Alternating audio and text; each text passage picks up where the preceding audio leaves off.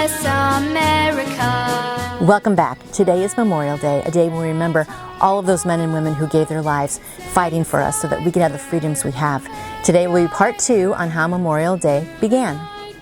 State legislators passed proclamations designating the day, and the Army and the Navy adopted regulations for proper observances at their facilities. It was not until after World War I, however, that the day was expanded to honor those who have died in all American wars.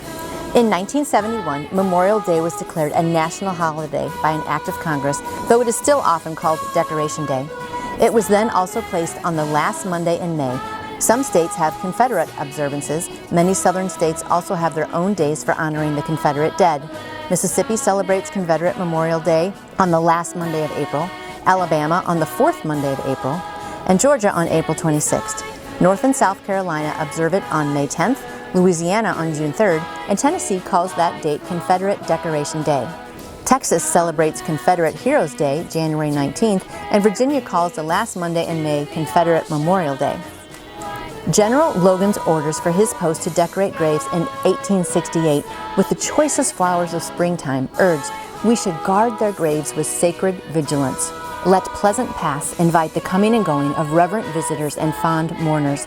Let no one neglect, no ravages of time testify to the present or to the coming generations that we have forgotten as a people the cost of free and undivided republic.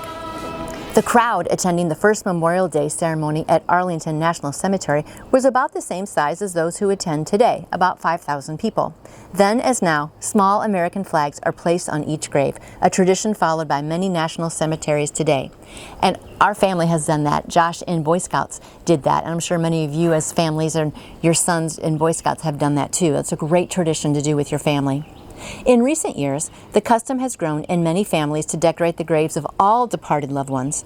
The Athenian leader Pericles offered a tribute to the fallen heroes of the Peloponnesian War over 24 centuries ago that could be applied today to the 1.1 million Americans who have died in the nation's wars. I didn't realize 1.1 million have died. That is so sad. Not only are they commemorated by columns and inscriptions, but there dwells also an unwritten memorial of them, graven not on stone, but in the hearts of men. To ensure the sacrifices of Americans' fallen heroes are never forgotten, in December 2000, the U.S. Congress passed and the President signed into law the National Moment of Remembrance Act, creating the White House Commission of the National Moment of Remembrance. The Commission's charter is to encourage the people of the United States to give something back to their country, which provides them so much freedom and opportunity, by encouraging and coordinating commemorations in the United States of Memorial Day and the National Moment of Remembrance.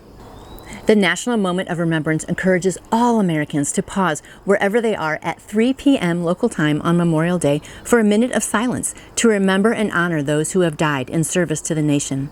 As a Moment of Remembrance founder, Carmela Laspada states, "It's a way we can all help put the memorial back in Memorial Day."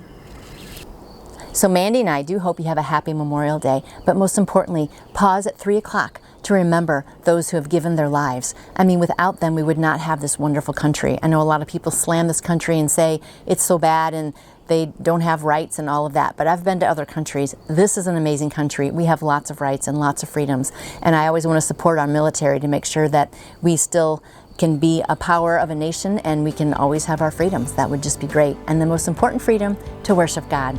And all the sacrifice and remembering makes me think also of John 3:16. For God so loved the world that he gave you and I, his only son, that whoever believes in him shall not perish but have everlasting life.